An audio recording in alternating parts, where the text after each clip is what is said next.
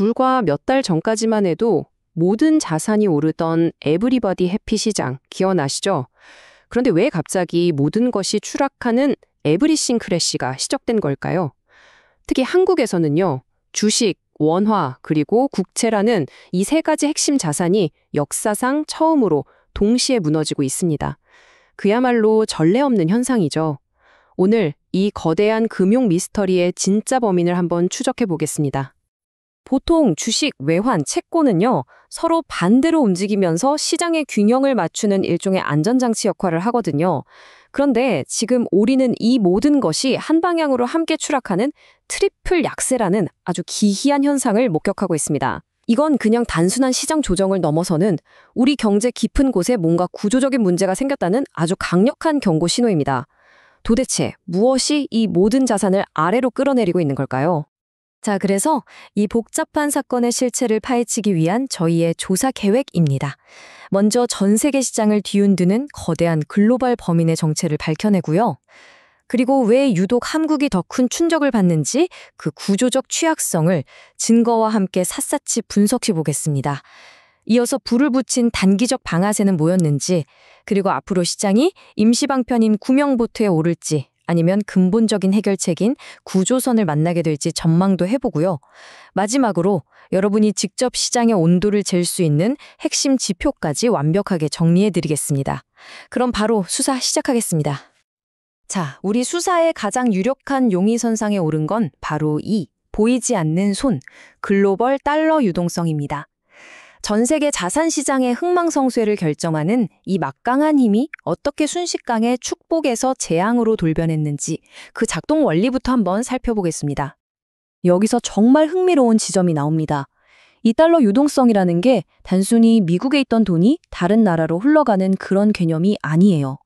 핵심은요, 이 돈이 파생상품 시장이라는 눈에 보이지 않는 공간에서 사실상 만들어진다는 점입니다. 투자자들이 미래의 환율 변동에 대비하기 위해서 거래를 하면 그 과정에서 은행 시스템을 통해 새로운 달러가 생겨나는 거죠. 바로 이 돈이 전 세계 자산 시장을 밀어올리는 거대한 파도를 만드는 겁니다. 2024년 시장은요, 정확히 두 개의 얼굴을 가졌다고 볼 수 있습니다. 9월까지는 약달러 전망이 우세했고요. 이 과정에서 엄청난 유동성이 창출되면서 모두가 행복한 랠리를 즐겼습니다. 하지만 9월, 연준이 시장의 기대를 완전히 저버리는 매파적인 발언을 내놓자 모든 게 180도 바뀌어버렸습니다. 달러가 갑자기 강세로 돌아서니까 돈을 만들어내던 엔진이 이제는 반대로 돌면서 시중의 달러를 진공청소기처럼 빨아들이기 시작한 거죠. 이 메커니즘을 한번 보세요. 약달러 시기에는 달러를 팔려는 주문이 막 쌓이면서 돈이 넘쳐납니다. 하지만 강달러 추세가 딱 시작되자마자 약달러에 베팅했던 투자자들이 순식간에 포지션을 청산해버려요. 여기서 정말 무서운 점은요, 유동성은 만들어지는 것도 순식간이지만 사라지는 건 정말 눈 깜짝할 사이라는 겁니다. 마치 신기루처럼 시스템 전체의 돈이 그냥 증발해버리면서 자산시장에 엄청난 매도 폭탄이 떨어지는 거죠. 그리고 바로 이것이 연준이 시장에 알리고 싶어 하지 않는 진짜 위기의 증거입니다. 화면에 보이는 36bp, 즉 0.36%포인트라는 숫자, 이게 결정적이에요.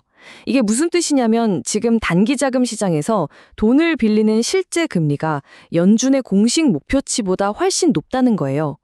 시장이 연준의 말을 듣지 않는 거죠. 이건 사실상 예고도 없이 기준금리를 2번이나 기습 인상한 것과 똑같은 충격이고요.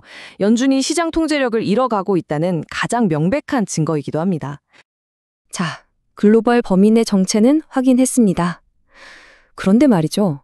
이 글로벌 달러 가뭄이라는 외부 충격이 왜 유독 한국 금융시장에서 더 큰 파괴력을 보이는 걸까요? 이제 우리 내부에 숨겨져 있던 구조적인 취약성들을 하나씩 증거를 통해 파헤쳐 보겠습니다. 첫 번째 증거 파일입니다. 바로 통화정책의 완전한 엇박자죠. 이 표에서 먼저 정책금리 격차를 한번 보시죠. 2%포인트, 사상 최대 수준입니다. 당연히 투자자들은 이자가 낮은 원화를 버리고 달러로 갈 수밖에 없겠죠. 하지만 더 심각한 건 바로 아래, M2 증가율입니다. 미국이 돈을 3% 푸는 동안 한국은 무려 20.4%를 풀었습니다. 7배나 빠른 속도로 원화를 찍어내고 있으니 원화의 가치가 물처럼 희석되는 건 어쩌면 당연한 수순입니다. 두 번째 증거는 외환 시장에 기울어진 운동장입니다. 쉽게 말해서 달러를 팔 사람은 사라졌는데 사려는 사람만 길게 줄을 선 상황이라는 거죠. 수출 대기업들은 번 돈을 미국에 재투자하느라 달러를 국내로 잘 안 들여오고요. 반면에 국민연금 같은 기관은 해외 투자를 위해서 계속해서 달러를 사들여야 합니다.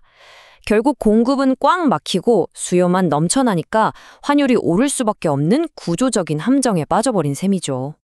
마지막 증거 파일은 우리 경제의 근본 체력, 바로 펀더멘털의 문제입니다. 우리가 세계 5위의 제조업 강국인데 국제 결제에서 원화가 차지하는 비중은 고작 0.1%에 불과합니다. 통화 자체에 힘이 없다는 뜻이죠. 외환 보유고 역시 절대적인 액수는 크지만 GDP 대비 비중으로 보면요. 대만의 3분의 1 수준에도 미치지 못합니다. 우리 경제 덩치에 비해서 위기를 막을 방패가 너무 얇다는 거죠. 여기에 국가부채마저 IMF가 경고하는 위기 수준에 다가서고 있어서 장기적인 신뢰에 금이 가고 있습니다. 이렇게 구조적으로 취약한 상황에서 가만히 있어도 터질지 모르는 시한폭탄에 불을 붙여버린 사건들이 있었습니다. 바로 시장의 불안 심리를 극단으로 몰고 간 단기적인 방아쇠들이죠. 가장 결정적인 건 한미 무역 협상에 대한 불확실성이었습니다.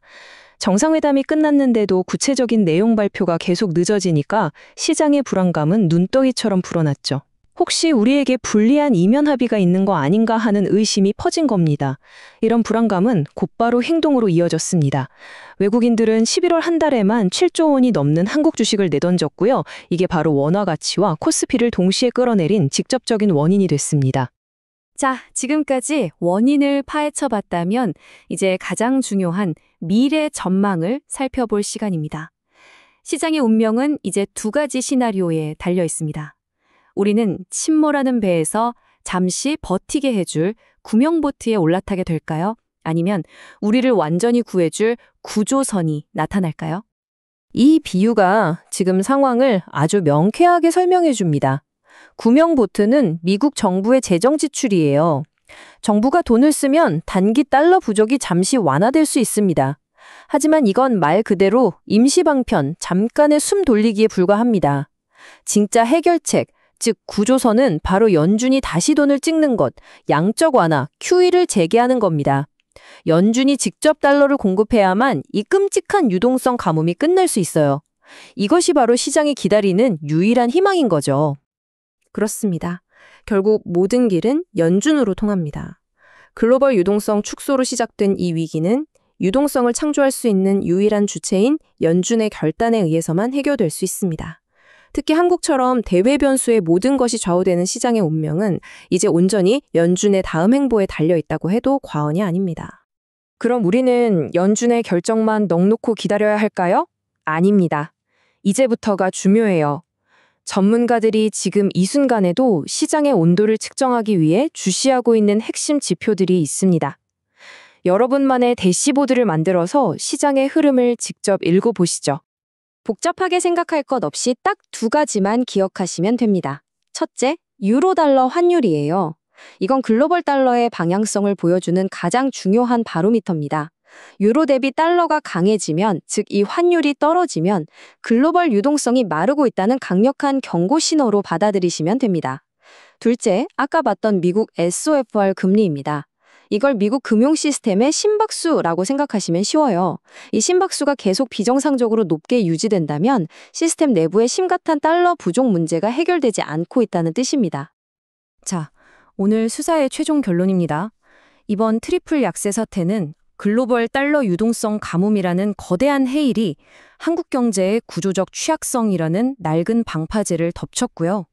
여기에 한미 무역 협상 불확실성이라는 단기 충격이 기름을 부은 복합적인 재난이라고 할 수 있겠습니다. 이제 모든 공은 연준에게 넘어갔습니다. 과연 연준은 시장 붕괴를 막기 위해 구조선에 보낼까요? 아니면 당분간 구명보트에 의지해서 버티게 할까요?